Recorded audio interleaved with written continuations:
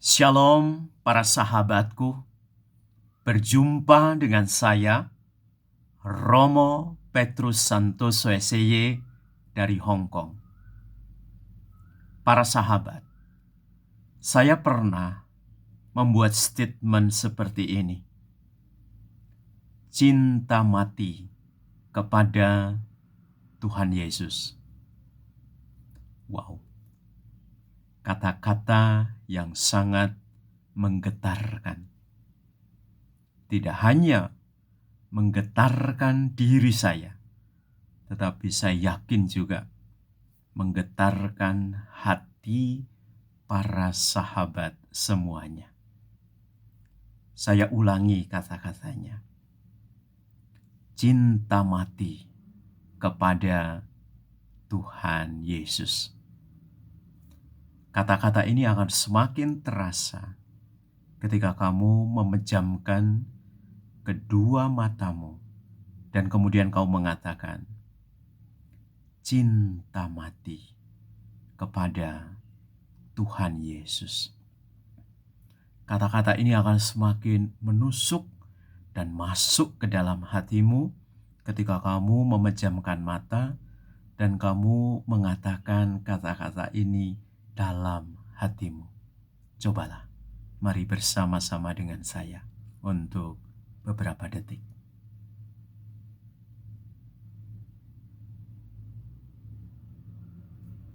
Kata-kata ini akan semakin terasa lebih dalam lagi ketika kamu mengatakannya dengan memejamkan matamu, lalu kemudian hatimu mengatakan itu dengan satu tarikan nafas. Mari kita coba bersama-sama.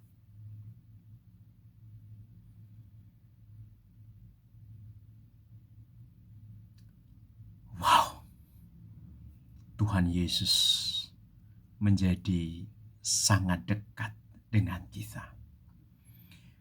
Tentu saya tidak akan hanya berhenti pada kata-kata itu. Kata-kata ini muncul pertama-tama dari kegelisahan saya. Saya mencoba masuk lebih dalam. Bagaimana saya bisa mencintai Tuhan Yesus? Kemudian saya bertanya kepada Tuhan Yesus dalam doa-doa saya. Akhirnya, saya mendapatkan pengalaman yang sangat indah itu. Saya melihat kemuliaan Tuhan Yesus seperti yang terjadi di dalam kisah transfigurasi. Persis seperti yang dialami oleh 3 murid, Petrus, Yakobus, dan Yohanes. Dia benar-benar melihat kemuliaan Tuhan di atas Gunung Tabor dalam kisah transfigurasi. Seorang mistikus bernama George Palamas mengatakan pengalaman ini adalah sebagai pengalaman Philokalia, the beauty of God. Tuhan bisa dilihat dalam keindahan yang luar biasa. Tuhan bisa menyentuh pengalaman kita yang paling dalam. Dan pengalaman dengan Tuhan itu menghadirkan 2 aspek, tremendum dan fascinosum. Menggetarkan sekaligus juga mengagumkan. Itulah sebabnya George Palamas, seorang mistikus di abad pertengahan, mengatakan pengalaman ini adalah pengalaman Philokalia, the beauty of God. Itulah sebabnya ketika saya berani mengatakan cinta mati kepada Tuhan Yesus, tentu tidak lepas dari pengalaman seperti ini. Karena saya secara pribadi mengalami indahnya Tuhan di dalam kehidupanku. Pertanyaannya sekarang adalah bagaimana dengan pengalaman para sahabat? Apakah juga mengalami pengalaman the beauty of God, Pilokalia. Apakah Tuhan sungguh menggetarkan hidupmu dan sekaligus juga mengagumkan hidupmu? Mari kita lihat refleksi selanjutnya. Pada saat saya mengalami the beauty of God, Pilokalia, kemuliaan Tuhan di atas Gunung Tabor dalam kisah transfigurasi, mata, pikiran, hati, dan jiwaku dibuka dengan lebar. Hatiku dibuka dengan lebar. Pikiranku dibuka dengan lebar. Semuanya dibuka oleh kekuatan yang ilahi.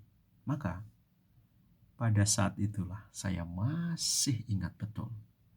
Kedua tanganku kuangkat, memuji dan menyembah tiada henti. Karena sungguh Tuhan menyentuh hidup saya. Saya ingin ini juga terjadi pada diri sahabat semua. Bagaimanapun caranya silahkan. Tapi ketika Tuhan menyentuh hidupmu, engkau bisa mengangkat kedua tanganmu. Atau kamu bisa masuk dalam keheningan yang sangat dalam. Karena Tuhan begitu dekat dengan kehidupanmu. Kalau pengalaman saya, ketika Tuhan menyentuh hidup saya, ku angkat kedua tanganku. Dan aku memuji, menyembah Tuhan tiada hentinya. Dan pada saat itu, para sahabatku semua, api Roh Kudus membakar jiwaku. Sekali lagi ku katakan, api Roh Kudus membakar jiwaku dan hatiku. Sungguh menangis di hadapan Tuhan karena merasakan cinta Tuhan seperti yang terjadi pada hari Pentakosta.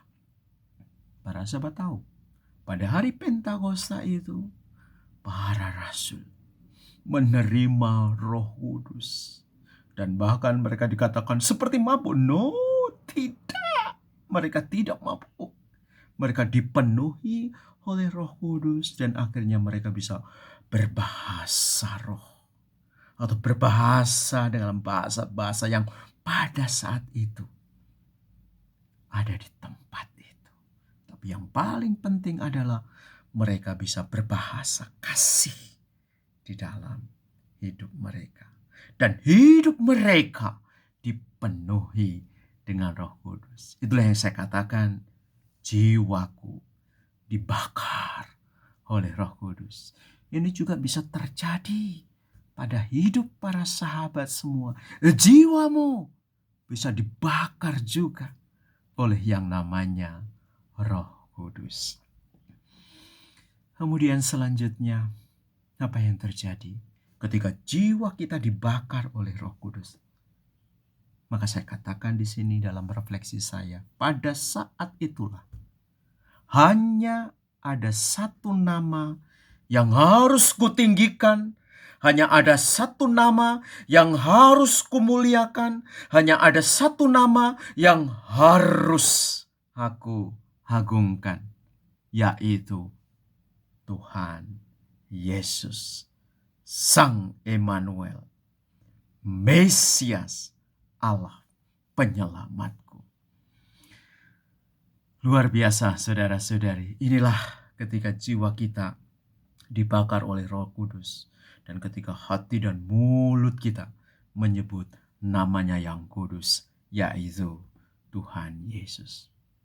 Para sahabat, pada saat itulah semuanya terjadi. Aku menyembahnya lagi. Tidak hanya menyembah 1 kali, 2 kali, 3 kali. Tetapi aku menyembah berkali-kali. Aku sebut itu nama Tuhan Yesus. Dan kemudian kuletakkan tangan di dadaku. Seperti yang tadi saya katakan. Cinta mati kepada Tuhan Yesus. Saya coba lagi pejamkan mata. Kukatakan dalam hati. Dengan tarikan nafas, kukatakan lagi. Dan sungguh Kata-kata itu menjadi pondasi yang luar biasa bagi hidupku. Para sahabat, cobalah katakan berulang-ulang seperti yang saya katakan tadi. Cinta mati kepada Tuhan Yesus.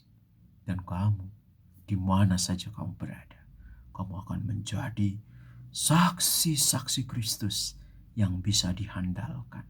Bukan saksi untuk melawan musuh-musuh atau melawan orang-orang yang membenci kita atau melawan orang-orang yang berbeda dengan kita. No. Tuhan Yesus tidak mengajarkan seperti itu. Yang diajarkan oleh Tuhan Yesus adalah perintah baru, supaya kamu saling mengasihi satu dengan yang lainnya. Tapi yang penting, kau punya pengalaman dasar di dalam hidupmu. Katakan bersama-sama dengan saya, kayak menyorot dengan tajam seperti mata saya ini. Cinta mati kepada Tuhan Yesus. Siap? Saya yakin kamu siap. You are the best. Bye-bye.